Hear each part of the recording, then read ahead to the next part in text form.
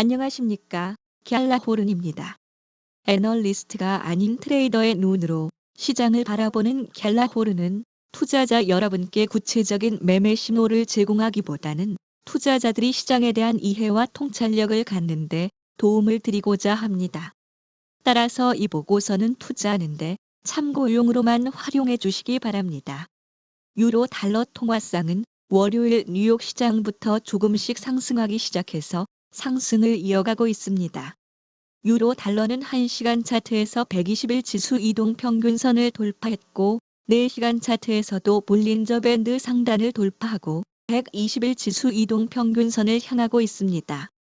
단기적으로 유로 달러가 1.09대 초반에서 저항을 받고 다시 하락할지 1차 저항선을 뚫고 상승세를 이어갈지 지켜봐야겠습니다.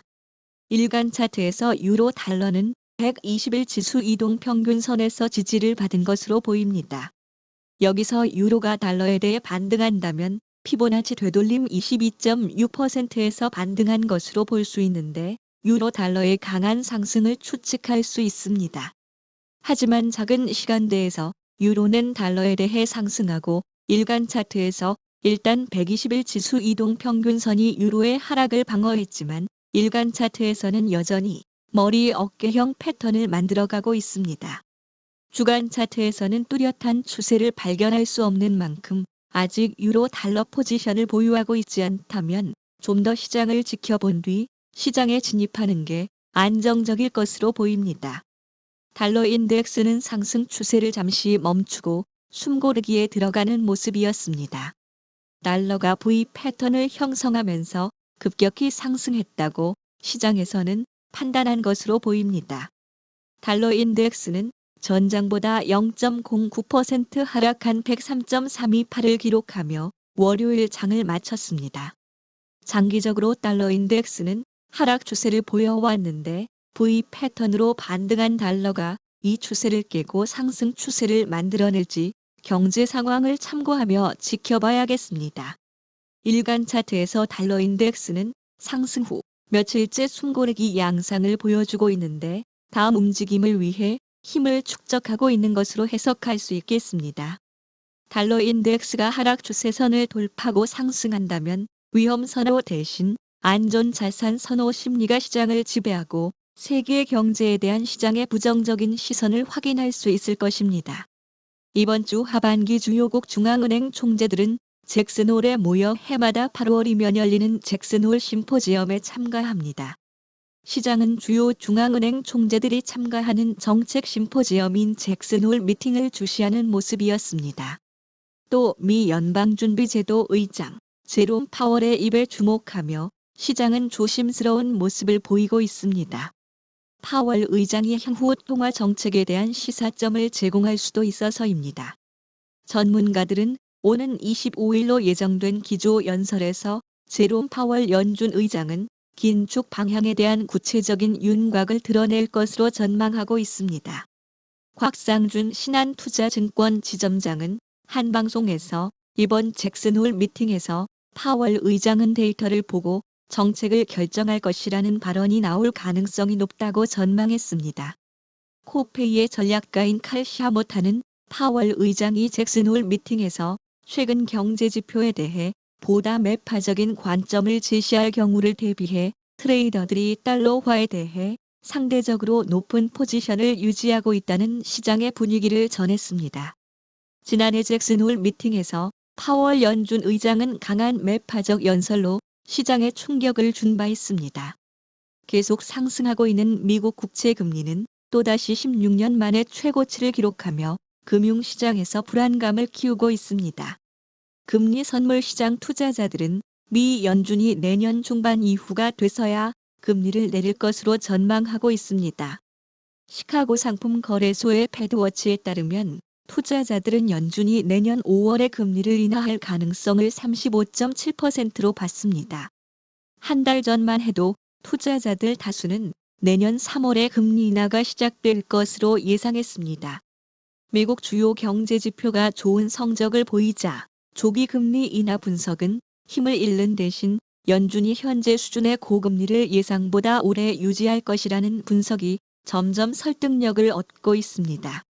고금리 장기화 전망은 국채 시장을 흔들었습니다.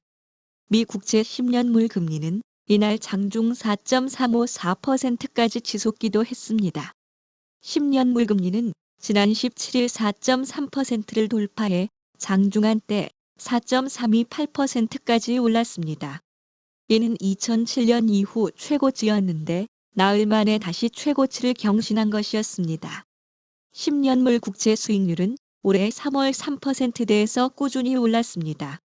물가 상승률을 감안한 10년물 실질 금리 역시 2009년 이후 처음으로 2%를 넘어섰습니다. 국채 30년물 금리도 2011년 4월 이후 최고치인 4.478%까지 상승했습니다. 연준의 통화 정책에 민감하게 반응하는 미국 제2년물 수익률도 2베이시스 포인트 오른 4.96%였습니다. 로이터 통신은 금융 여건이 빠르게 긴축되고 있어 투자자들의 우려가 커지고 있다고 시장 분위기를 전했습니다. 고금리 시대가 뉴노멀이 될 수 있다는 전망도 나오고 있습니다. 월스트리트 저널은 인플레이션이 연준 목표치인 2%로 진정되더라도 기준 금리가 2020년 이전의 낮은 수준으로 되돌아갈 수 있을지 의문이라는 일부 전문가들의 의견을 전하기도 했습니다. 레리 서머스 전 미재무 장관도 최근 블룸버그와 인터뷰에서 10년물 국채 금리는 지난 20년 동안 목격한 것보다 훨씬 더 높은 것으로 예상한다며 향후 10년간 평균 4.75%에 달할 것이라고 전망했습니다. 미국 경제의 연착륙 전망이 시장을 지배하는 가운데 중국 부동산 부문에 대한 불안은 안전자산 선호 심리를 자극하는 것으로 보입니다. 유로화는 독일 생산자 물가가 둔화세를 나타내며 달러에 대한 약세가 진정세를 보였습니다.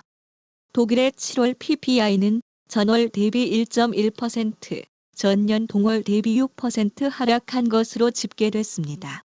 지난 6월치에 비해 물가 둔화세가 뚜렷한 것으로 나타났습니다. 콘베라의 분석가인 조 마닌보는 이번 주 달러와 전반적인 시장의 핵심은 잭슨 홀 미팅에서 연준 의장이 인플레이션이 어느 정도로 너무 높게 유지되는지에 대해 강조하는지 여부에 있다고 지적했습니다.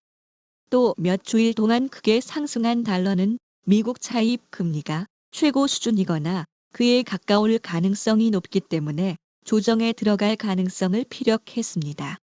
한편 유럽중앙은행의 다음 행보를 놓고 단스케뱅크의 피에트 하니네스 크리스티안스는 유럽중앙은행이 예상보다는 더 많이 기준금리를 인상하거나 인플레이션이 더 높게 유지될 위험이 있다고 진단했습니다. 그는 유럽중앙은행도 긴축 상태를 더 오래 유지할 수 있다고 내다봤습니다. 한편 바클레이스는 연준이 오는 11월에 금리를 다시 인상할 것으로 예상한 바 있으며 최근 미국 국채 수익률 상승은 외환 시장의 또 다른 변수로 작용하고 있다는 외신 보도에 투자자 여러분들은 귀를 기울일 필요가 있겠습니다. 갤라호른에서 제공하는 보고서는 참고용으로만 활용해 주실 것을 다시 한번 말씀드리며 투자에 대한 책임은 전적으로 투자자 자신에게 있다는 점을 유념하시기 바랍니다. 궁금하신 점 있으면 아래 댓글이나 이메일, 메신저 등으로 문의하시면 갤라호른이 아는 한도 안에서 답변 드리겠습니다. 지금까지 갤라호른이었습니다. 감사합니다.